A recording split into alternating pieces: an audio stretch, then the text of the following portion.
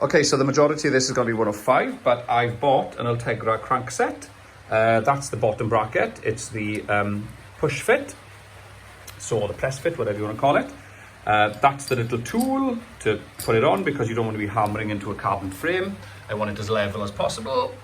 And I've got two types of grease. So this is the gripper paste because that's got a little bit of carbon fiber bits in it.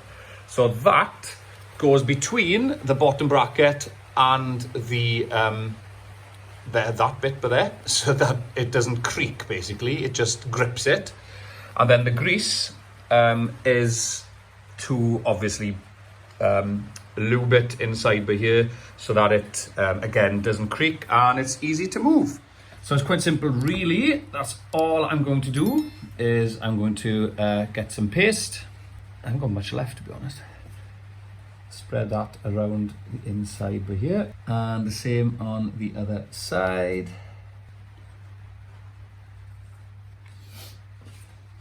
Now, see, that's just a push fit. Very easy. It pushes both sides. So try and get it as level as you can and then separate it. So you've got left and right, noted by there. Left and right dictates how it goes on. So that would go on like that. So in it goes.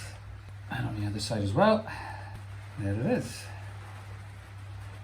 Okay, so with the push fit tool, or with the press tool, just unwind one side, there, and you just place it through. I'll do it from the rear so you can see. There it goes, and she blows. So you don't want to be hitting different angles on carbon frame. Quite simply, you want it straight, you want it as best as you can, and you don't want any damage for the future. You don't want it to cause any unnecessary creaks. So there we are. You can hand tighten it if you want a little bit. Spare spanner. There we go.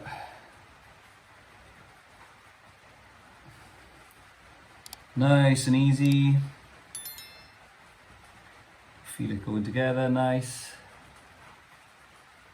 There it goes. And if you want to get the bottom bracket out at any time, you can get a tool that pushes it.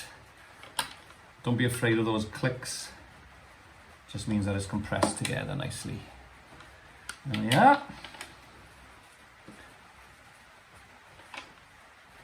Lovely. Okay. And undo. Ta-da!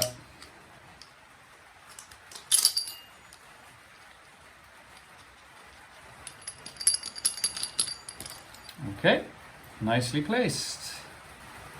Okay, the next bit is the crankset. Lithium grease. Lithium grease all over.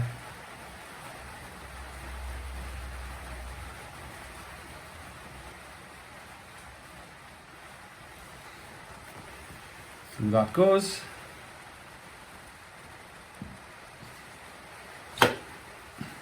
And the other side. I'll bring the camera around for the other side. So the other side looks like that. With this we need to persuade it through a bit. There we are. It's through. Nice. So you've got the splines by there. And then obviously this arm will go in the opposite direction of the arm on the other side. Okay. Right, so what I've done here is you get the cap. You get a cap with the crankset. So I put some grease in by there. Those two hex bolts are loose at the moment. So that goes in by there. And this pretty much is hand tightened. It's just to pull the crank arm in. I'm trying to do it with the left hand. Okay, so I have a little tool by here. Super cheap there to get. Don't use them often, so you don't want to spend a lot of money on them. So there we are. Goes in by there. I'm trying to hold it. Tell you what, I'll get back to this once I tighten it a bit. Okay, so I have literally hand tightened that because this is plastic, that's plastic, and the threads will snap off, and I've had that happen before inside. So you need to be quite gentle with it.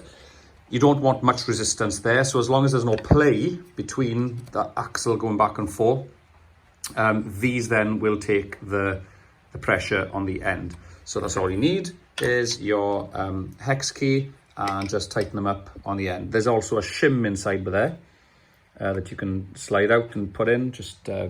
Okay, so that's it then. There's a gap between that at the moment, the derailleur and the crank. So that's going to be adjusted. All the adjustments will be done right in the end. I'm just trying to get the bike together at the moment. Okay, so I'm just going to go ahead and tighten them, and then I'll get to the levers on the handlebar.